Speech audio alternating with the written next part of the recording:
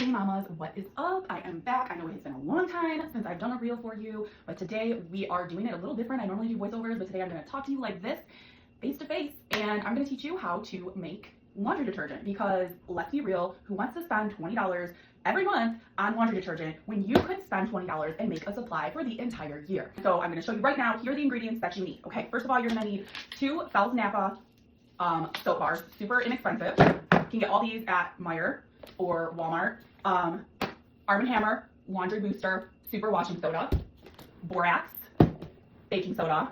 OxiClean is optional.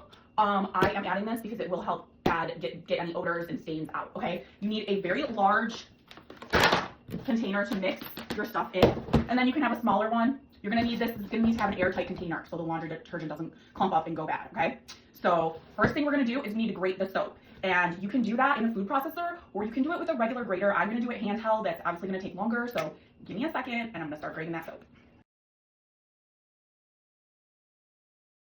This is taking too long.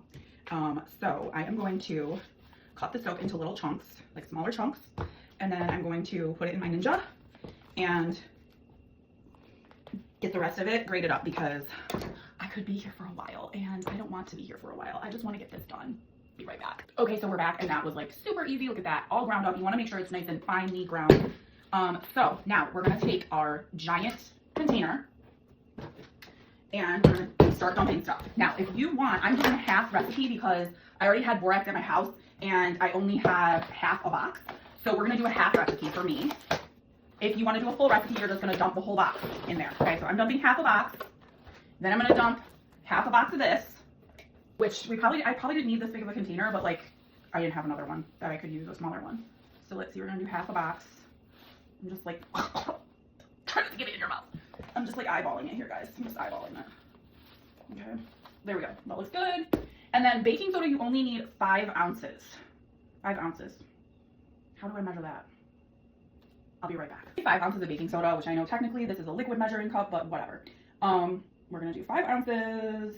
The last thing is the OxiClean, and we're only adding like 2 tablespoons of that, and that's optional. Okay, so I'm gonna add 2 tablespoons of that, and then we're gonna add all our soap, just the one. Remember, I have this recipe, which would be good for those of you that don't have a large family, because you don't need as much laundry detergent.